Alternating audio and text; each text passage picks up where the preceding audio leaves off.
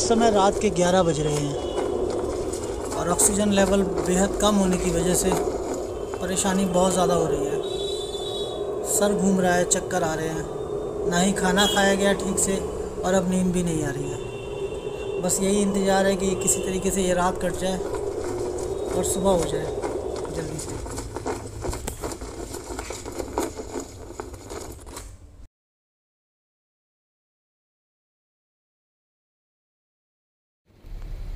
सरचू में है, सुबह हो गई है। सुबह के इस टाइम 6 बज रहे हैं, 6 भी नहीं बजे, पौने 6 है। और रात बहुत मुश्किल से बीती है, बता भी नहीं सकता कि क्या क्या हुआ है। लद्दाख चाहे कितनी सड़कें बन जाए, कितनी फैसिलिटी हो जाए, पर लेह हमेशा से टफ रहा है, टफ रहेगा और अभी भी टफ है। रात को हम यहाँ सरचू में 5 बजे ही रुक गए थे, डे टाइम था। रीज़न ये था कि आने वाले लोगों से पता किया, कुछ इन्फॉर्मेशन इकट्ठा की, तो पता चला आगे जो 70 किलोमीटर का रास्ता है वो बहुत ही भयानक है और इतना ख़राब रास्ता है कि 70 किलोमीटर्स के लिए शायद हमें 5 से 6 घंटे लग जाए कवर करने में। तो इसीलिए डिसाइड किया कि रुकते हैं, सुबह डे लाइट में आराम आराम से चलेंगे क्योंकि बच्चे भी साथ हैं। पर सबकी तबीयत बहुत ख़राब है, एक्यूट माउंटेन सिकनेस का असर साफ दिख रहा था कल से।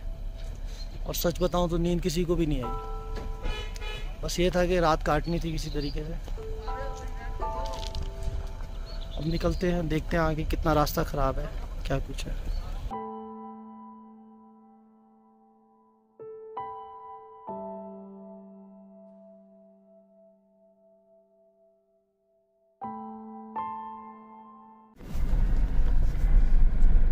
अभी हमें थोड़ी ही देर हुई है सरचू कैंप से निकले हुए और रास्ता ठीक वैसा ही है जैसा कि बताया था, बेहद ख़राब। इनफैक्ट रास्ता तो है ही नहीं और मिट्टी और धूल की वजह से सामने से आने वाली गाड़ियां भी नहीं पता चल रही हैं, सब उल्टी सीधी गाड़ियां चला रहे हैं। इस वजह से और भी ज़्यादा ख़तरनाक हो गया है रास्ता।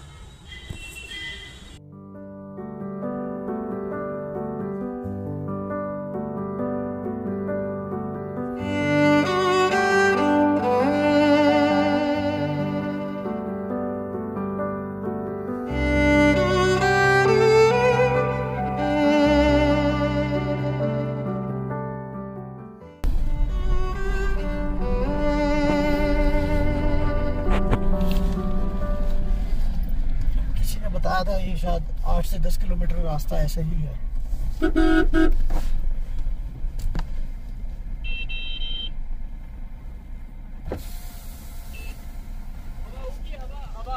हवा कैसी? पंप है तो सही, लेकिन यहाँ कहाँ लगाओगे साइड में? मैं लगा ली तो मेरे बिल्कुल। कोई नहीं, मैं दे देता हूँ।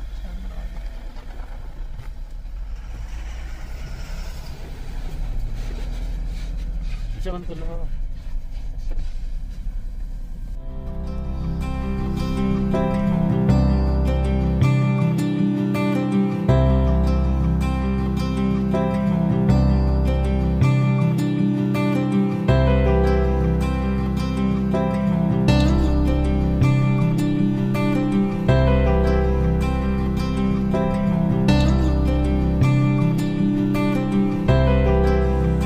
आपने देखा ये जो स्कॉर्पियो वाले भैया थे, ये कल सुबह 10 बजे से पैंगोंग लेक से निकले हुए हैं। इनका एक टायर पंचर था जिसमें अभी इन्होंने हवा भरवाई है और इनके पास स्टेपनी भी नहीं थी। गाइस, ये जर्नीज़, ये रूट नॉर्मल नहीं है, ऑर्डिनरी नहीं है। हमेशा जब भी आप ऐसी जगहों पर निकले, अपनी पूरी तैयारी के साथ ही निकलें और अपने साथ अपनी tool kit, puncture kit, Jerry can, सभी तरीके के ट्रिप एसेंशियल्स साथ रखने के बाद ही अपनी जर्नी शुरू करें। और इन चीज़ों की एक लिस्ट का डिस्क्रिप्शन में मैं लिंक दे दूँगा, आप ज़रूर चेक करें। और सबसे ज़रूरी चीज़ कि ऐसी जगहों पर हमेशा एक दूसरे की हेल्प करें।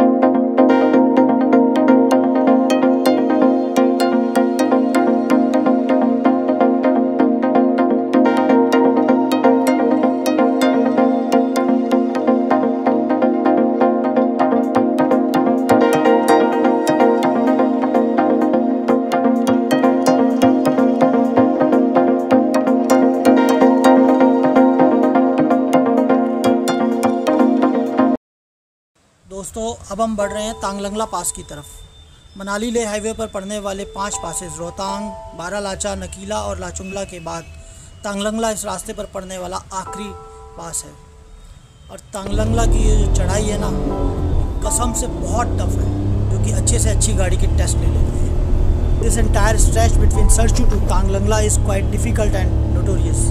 अब मैं ऐसा क्यों कह रहा हूँ, इसके पीछे भी अपनी कई वजह हैं। एक तो बेहद खड़ी चढ़ाई इस रास्ते को पहले से ही मुश्किल बनाए हुए है। वहीं नकीला पास जो कि अब आने वाला है, वहाँ तक पहुँचने के लिए ये जो हेयरपिन बैंड्स पड़ रहे हैं, शायद 20 या 21, आई एम नॉट श्योर, मैं शायद गिनती भूल रहा हूँ, इन परेशानियों का एक लेवल और ऊपर बढ़ा देती है। ये आ गया हमारा नकीला पास। अभी कुछ ही दूर आगे लाचुंगला पास आने वाला है। और ये हम पहुंच गए हैं लाचुंगला पास। अब बस एक ही पास रह गया है, तांगलंगला। और जैसे ही हम उसको क्रॉस करके नीचे की तरफ बढ़ेंगे रूमसे की ओर, हम भी थोड़ा बेटर फील करने लगेंगे, क्योंकि ऑक्सीजन लेवल ठीक हो जाएगा और चीज़ें भी बहुत आसान लगने लगेंगी। तो बस चलते रहिए, और अगर कहीं रुकना भी है तो ज़्यादा देर मत लगाइए। ज़्यादा देर इन जगहों पर रुकना एडवाइजेबल नहीं है।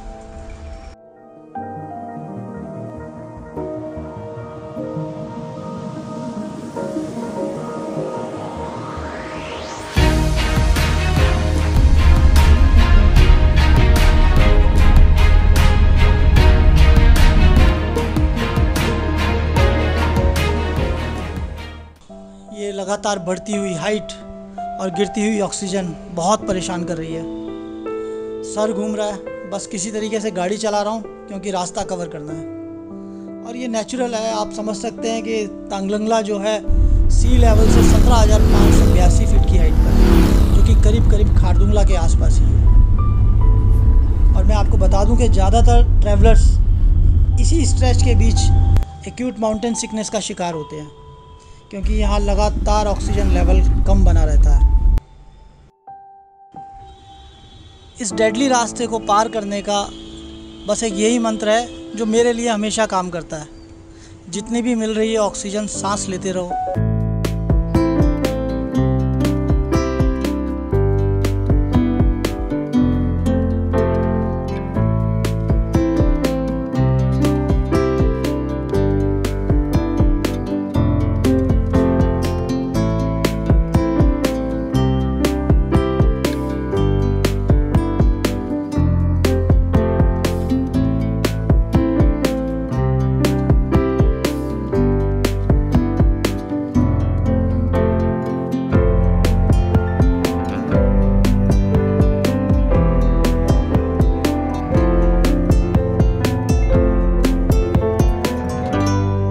से थोड़ी देर हम लोग यहाँ रुके थे रूम से में, हमने चाय और मैगी ली थी, क्योंकि ज़्यादा कुछ था नहीं खाने के लिए। लॉकडाउन के बाद आज ही रेस्टोरेंट्स वगैरह ओपन हुए।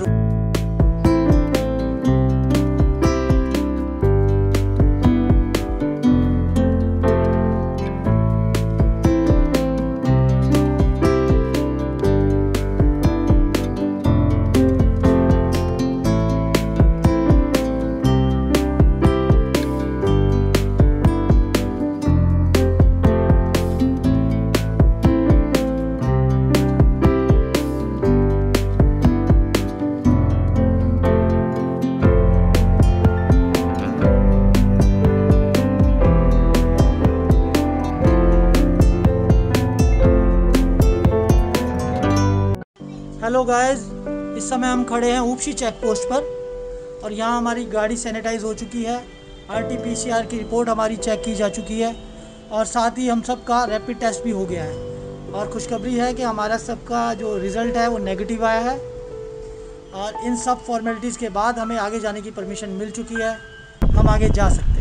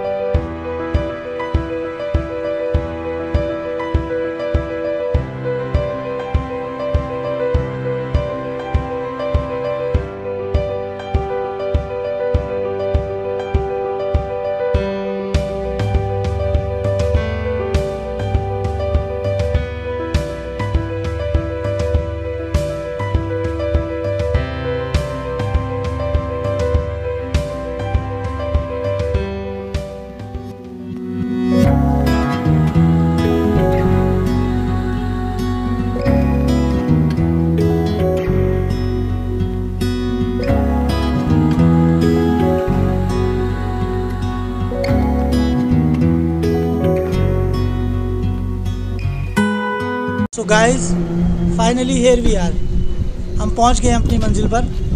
और ये जर्नी हमें यही सिखाती है कि मंजिल पर पहुंचने के लिए किसी रास्ते की नहीं बल्कि हौसले की ज़रूरत होती है।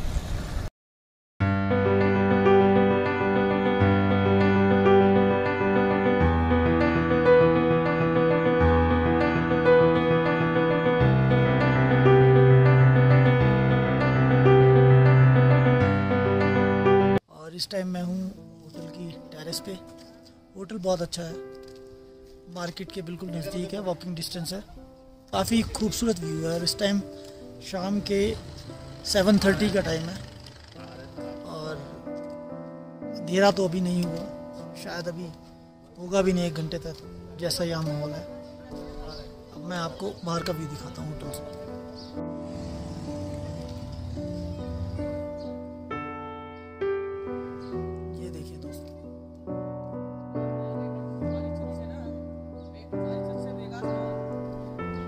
काफ़ी सारी शॉप्स होटल के बाहर, लेकिन सब बंद हैं। अब मे बी ऑड इवन करके बंद हैं या डे वाइज खुल रही है मार्केट, ये पता नहीं है। तो तभी पता लगेगा जब हम कल निकलेंगे मार्केट के लिए। आज कहीं नहीं जाना, आज रेस्ट करना है क्योंकि थक बहुत गए हैं। तो कल मार्केट में जाएंगे तब देखते हैं क्या है और कौन सी मार्केट किस हिसाब से खुल रही है या ऑड इवन में बंद है, क्या है।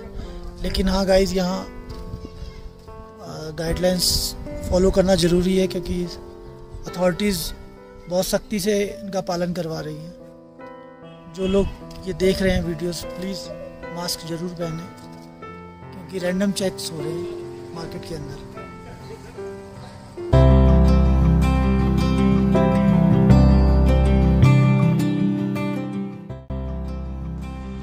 तो दोस्तों, अब मैं आपको मिलता हूँ अगली वीडियो में, जहाँ मैं आपको लेह की सैर पर ले जाने वाला हूँ।